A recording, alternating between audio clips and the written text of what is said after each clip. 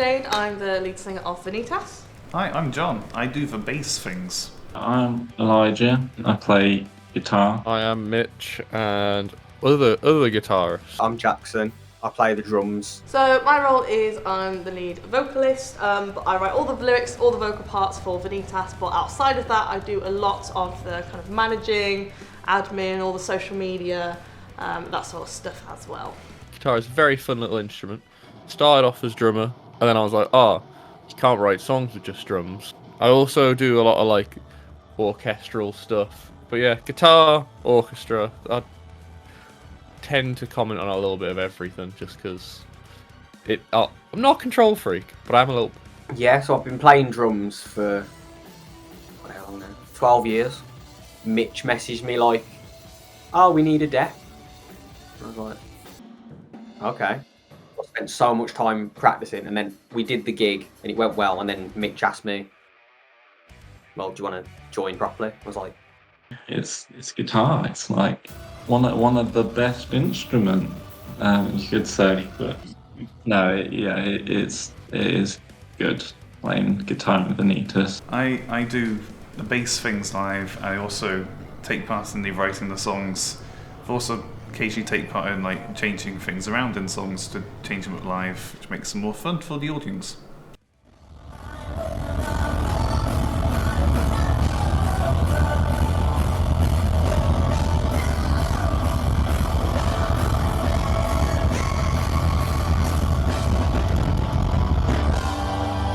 I mean, there's so many parts I love to it. We've had to narrow it down.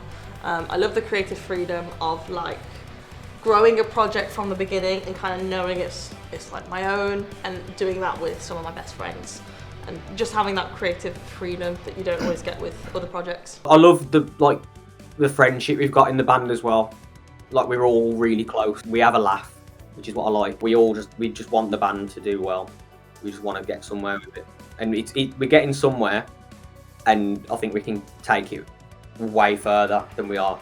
I could happily just sit here and just create and just do that. The gigs are just a fun extra step that I'm like, ooh, I get to gig this music now. Gigs are a big part of it. They're a lot of fun to do as well.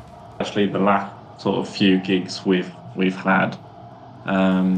Just being in like a band with people that share the same music taste as me as well. Like, I've spent a lot of years like trying to find those people to be around, and yeah, it's nice. I get to play the music and stuff that I enjoy with some of my favourite people, and I get to do it live, which is always exciting. Yeah, live gigs are a big highlight for me fun. too. Yeah. It's really fun seeing people like bopping along to it, and it's like, I made that person headbang. It's like, there's a mosh pit happening there. There's people doing the Macarena, and it's brilliant.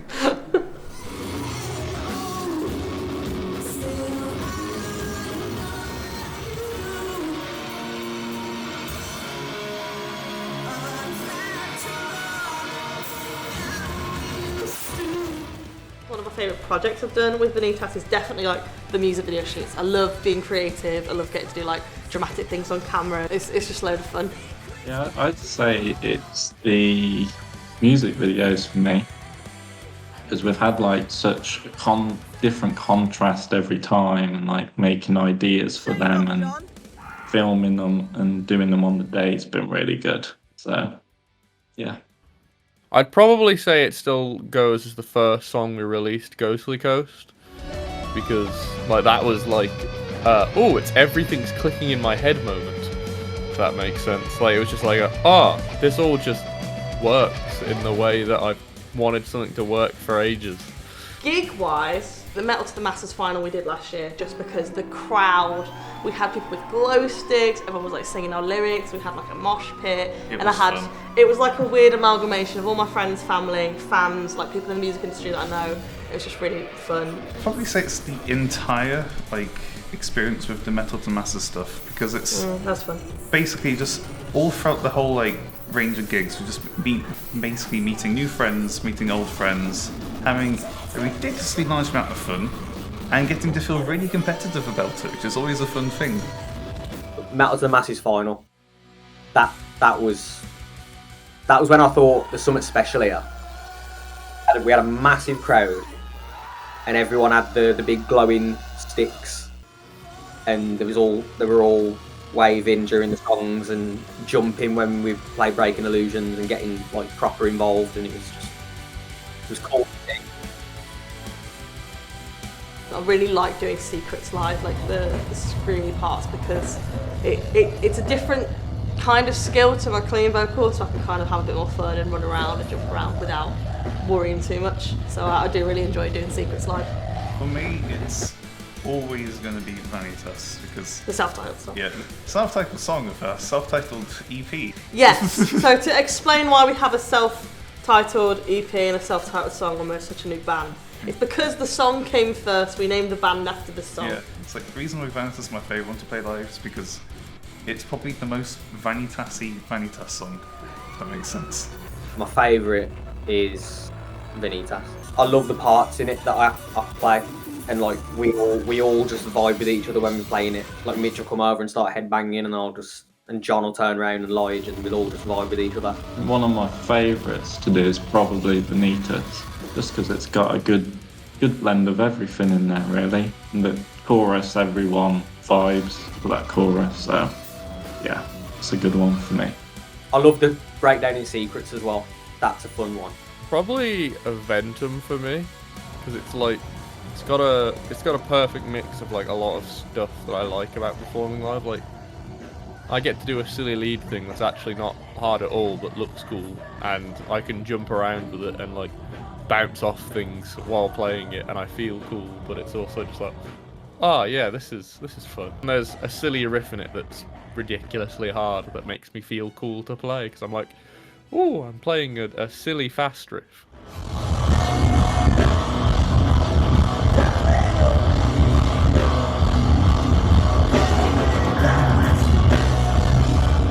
So I guess if we're starting like from step 0, generally first thing you do is load in. So we get all the gear, get to the venue and load it into the venue, do our sound check, set up the merch table.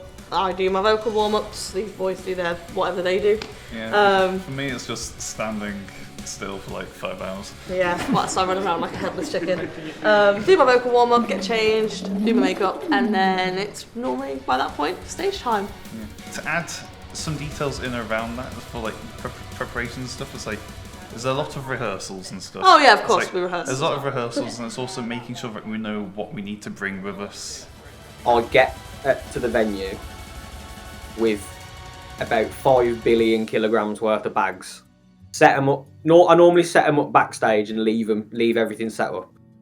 Then I'll get the in-ear feed from Mitch. Check that's all working.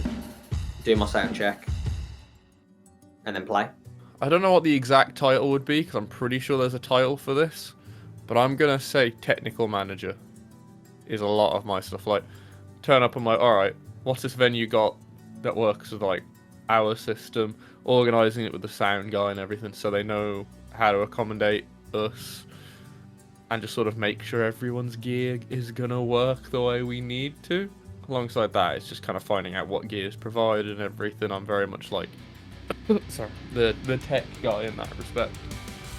Not really much for me to add there, really, because Mitch is generally our guy when it comes to setting up stuff. I just have to make sure he's got the right lead and goes in the right place for the in-ears and all the gear, and then go from there, really. So It's about more than just playing 5 to 7 songs in a row. We plan the transitions, we plan like those stage moments. We try and make it a show, not just here's us playing 5 songs. I think it did go well overall. We definitely had some stressy It moments. went very well overall, but everything felt like it was last minute, even though it wasn't last minute. Yeah, that gig was very fun. Chaotic, but fun. yeah. I had a 10-minute gap between stage time, well, the end of sound check and stage time. So I was literally in the bathroom, like putting my shoes on as our intro music started playing. So I had a phone call from Mitch. They should be like, Jade, where are you? We're about to go on stage. I was like, shit. So I ran all the way down the corridor, grabbed my in-ears, shoved them in, and I will admit, I couldn't find my water bottle, and I cannot get through our set without water. So I kind of just picked up a random water bottle that was half drunk on the side. Very disgusting, I know, but you gotta do what you gotta do. So I grabbed it, ran on stage, and made it in time, just for the start of the song. Regardless of any like technical aspects of it, it was very nice to play such a big stage. I like to move around, and sometimes can't do that just because venue be how venue be. We got a green room, that was nice. We got a rider, that was nice. Free beer, free stuff like that. That was like a good little vibe. It was, for the most part, markedly more organised, I'd say. It's just a different feeling when you play in a bigger venue like that. Something about it, it's completely different in the bigger venues. It's just nice. You don't get that a lot. And it was nice to just have like a crate of water, so we weren't stage like, I need water. So having a big space, I can actually like stretch my legs and get like ready. It was good to have that.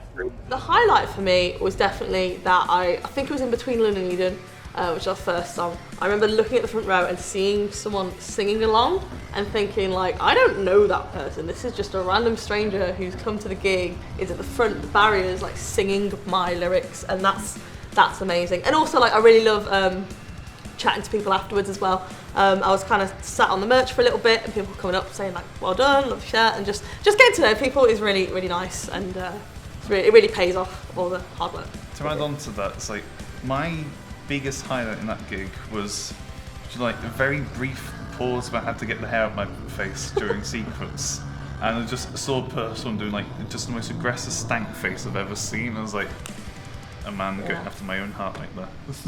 Yeah, just the general atmosphere as well. Just seeing people like there, both like new people and people that have supported us as well over the years, months, you know. So that was nice. Yeah, good atmosphere.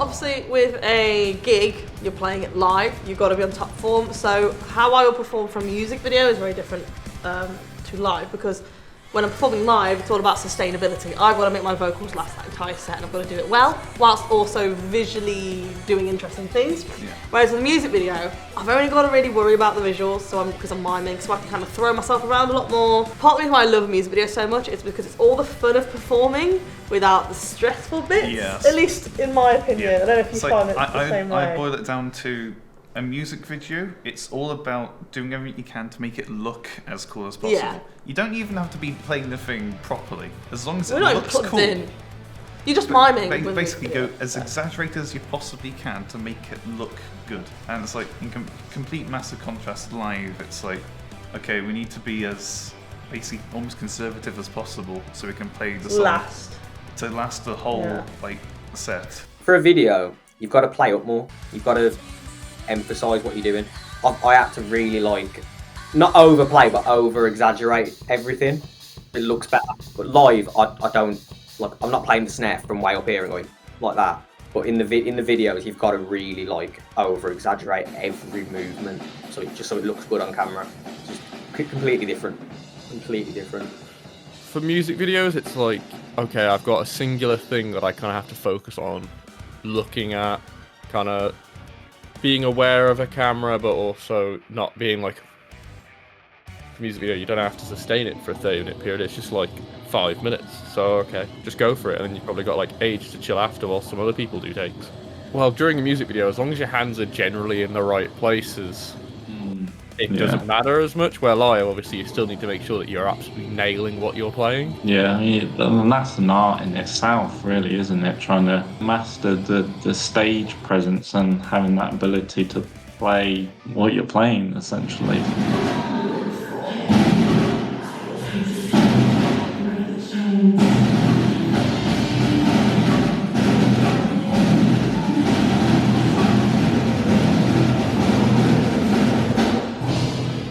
Oh, it's so much fun. I loved it. I'm scared but excited for it. I think it is going to be a step up for us, and it's just like, okay, we've got to not fuck up. We've got to actually do it well.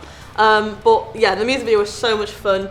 I did scenes where I had like fake blood, which was golden syrup, or mentioned earlier. So I was just like caked in paint and blood and flowers, and I had to eat some flowers, rip them up, and spit them out, and that was fun. Yeah, it's just I just love dressing up and wearing like weird makeup and doing bizarre artsy things. In terms of shooting it, naturally it's frantic because we had to get a lot of stuff done within not the longest window. I think we were there for 4 hours. Yeah, and it was very to the point. Every scene, wasn't it? It was fun. It was a good day. Just setting my kit up in a white room where I don't know where the corners are. And seeing how far in can I actually go? When does it end?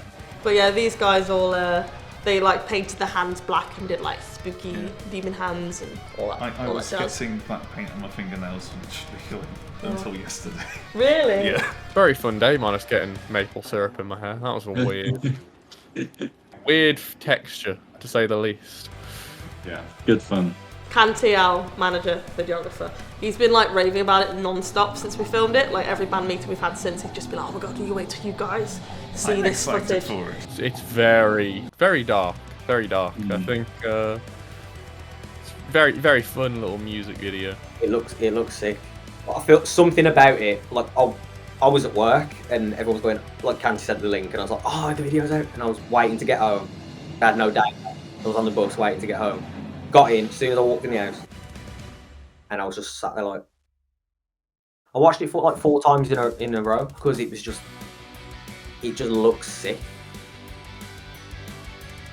Okay, obviously we have got plans in the works. We're not going to give you too many details, but definitely like future goals for me would be I'd love to go on a tour. I'd love to do like a proper tour, the whole shebang, in a sweaty van for however many weeks with my best friends, playing shows every night. I'd love to do any sort of like outdoor summer festival. Obviously, Bloodstock's on the bucket list. Download would be a massive bucket list thing. But also like more so for me, Radar Fest is a massive bucket list thing for me because I just love Radar Fest. And like I know it's kind of changing a little bit, but like Tech Fest as well. Because again, it's just like a festival of all my favourite bands, so to be somewhere on that lineup would be mind-blowing. That's a big goal for me. I would also really love to play at something like Bloodstock or Download. I really want to get onto a festival called Radar because I think it works just really well. It's also a case of like, oh, there's like 1 million bands that I like that have played Radar, so it's almost like a rite of passage almost.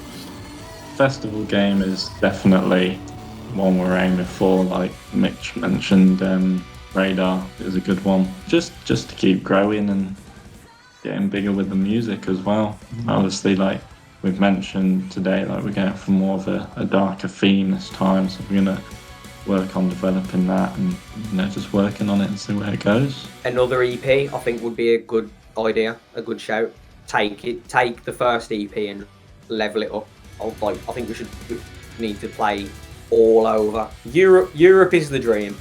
Yeah, I guess another goal for me is I just want to further get how things sound in my head down. And I just want to keep striving for the sound in my head. We want to get the merch, level up the merch, because we do it all ourselves, but we want to take it up a bit. So we've got some ideas. This is going to sound really boring and not very rock starry, but I want to be in a band that's sustainable. I'm not expecting to make loads of money because gent band, but I'd love to have it be like my full-time job in the sense of I'm doing music all the time. Even if I'm still doing like singing lessons and stuff on the side, I'd just love to kind of be a full-time self-employed musician, and whenever that call offer for a cool tour comes in, I can just go, yep, and move my schedule around. Just to have the freedom, that would be long-term goals for me. A brilliant goal would be to basically have it so we can get more money coming in than what's going out into it. Yeah, to get to the band to the point where it's funding itself, and obviously any profit we're making, we can put that into bigger music videos, bigger releases, bigger tours, like bigger and better projects in the future. More everything, just more gigs, more music, more merch, more videos, just the lot. Just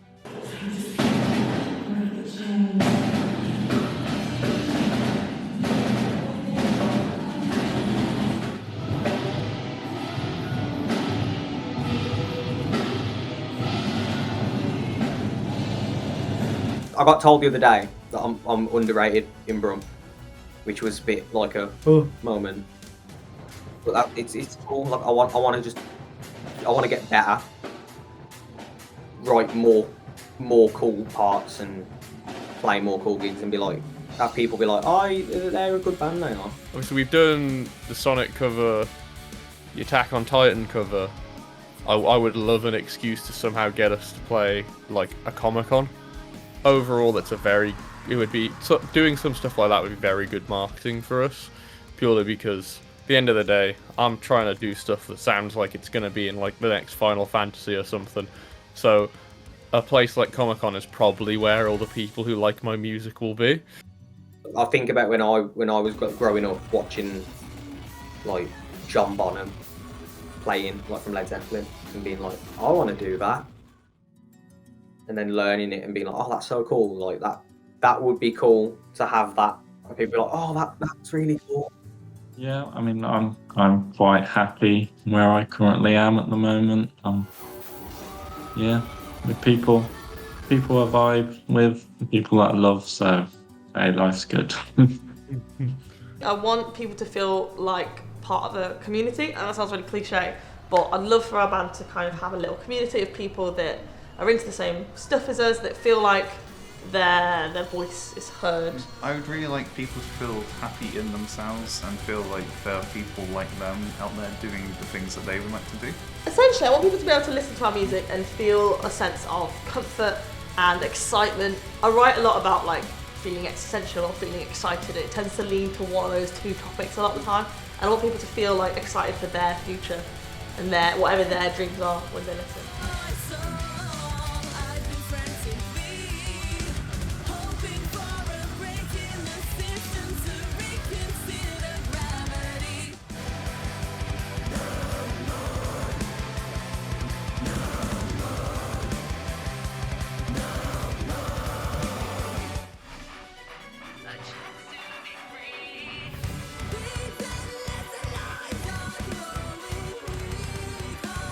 A very good year this year. We've done a lot, and next year is going to be a little bit of a step further. We're going to be doing a lot next year. Next year is going to be big, I think. It'll be good, fun. It's just a good vibes in the band. I love it. It's great. Everyone should listen to game and movie soundtracks way more. I feel like people treat it as like background music when it's probably some of the best music going. Yeah, I'd probably second that as well, to be fair. Some of the writing and like thought that goes into it is insane.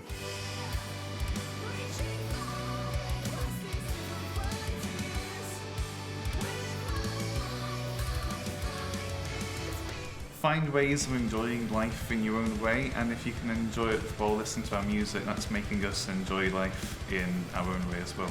Essentially, go for it, do whatever you want to do, and if we can make our silly little gent band have some impact, you can do whatever you want to do. If we can make things that go burber deng, so can you.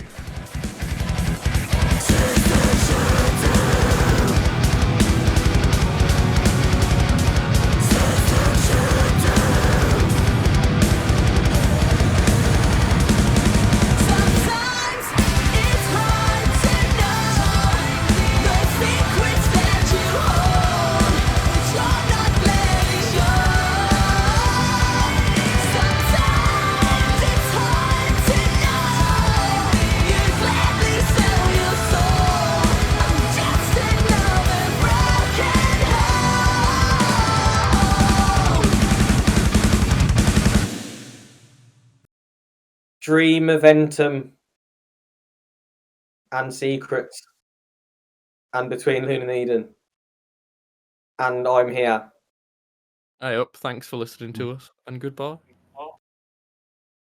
Toodle pip, my Bye, dudes. thanks for watching, listening, bye bye.